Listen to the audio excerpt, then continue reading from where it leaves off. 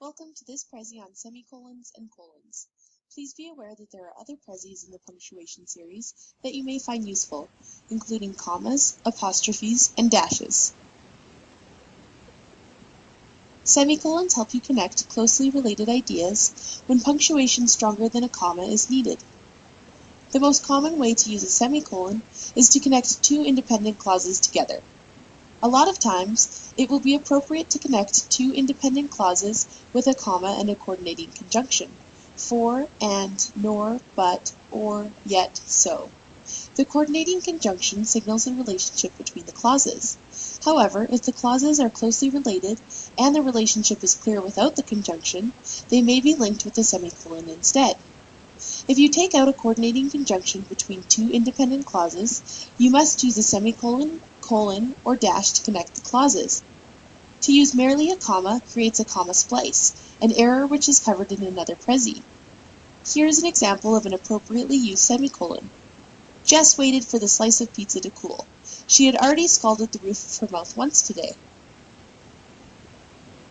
You can use transitional expressions between independent clauses to create interesting sentences.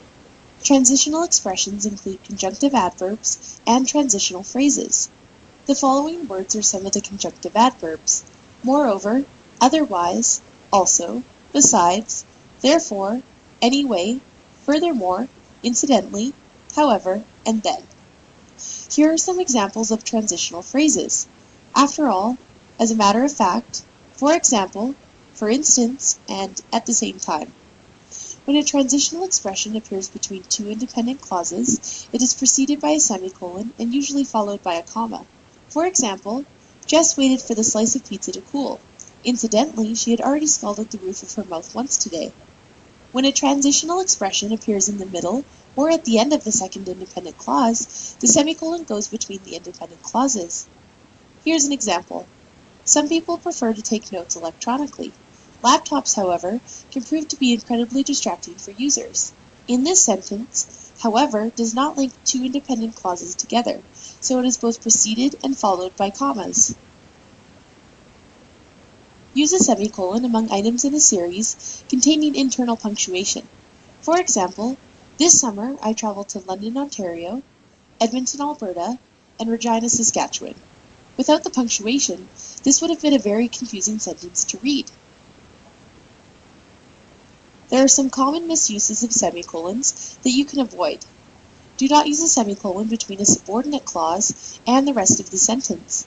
For instance, because I listen to the traffic report every morning, my commutes to work are less stressful. A comma, not a semicolon, is required after the subordinate clause. Because I listen to the traffic report every morning, my commutes to work are less stressful. Do not use a semicolon to introduce a list. For example, some of my favorite female comedians have their own television shows: Amy Schumer, Tina Fey, and Amy Poehler. So what type of punctuation would be appropriate instead of a semicolon? A colon. After an independent clause, a colon can be used instead of a semicolon to direct attention to a list, an appositive, a quotation, or a summary or explanation. For example, I try to include the following in my morning routine: drinking a cup of coffee, eating a light breakfast, and exercising for half an hour. Note that the items in this list are in parallel form. I have two favorite coffee roasts, light and medium. Individuals and organizations have argued for changes in the system of spelling. For nearly as long as English has had a relatively stable or settled spelling system, there have been people complaining about it and campaigning for change. Woolman, 2008, page 3. When I bake cookies, it is an elaborate process. It requires patience, luck, and a flair. Remember, a colon must be preceded by a full independent clause. Therefore, you should avoid using it between a verb and its object or complement. For example, 3 of the largest coffee chains in the world are Tim Hortons, Dunkin' Donuts, and Starbucks. In this sentence, no punctuation is required between the verb and the objects. Do not use a colon after such as, including, or for example. Team practice always includes warm-ups, drills, and stretches. It should read, Team practice always includes warm-ups, drills, and stretches.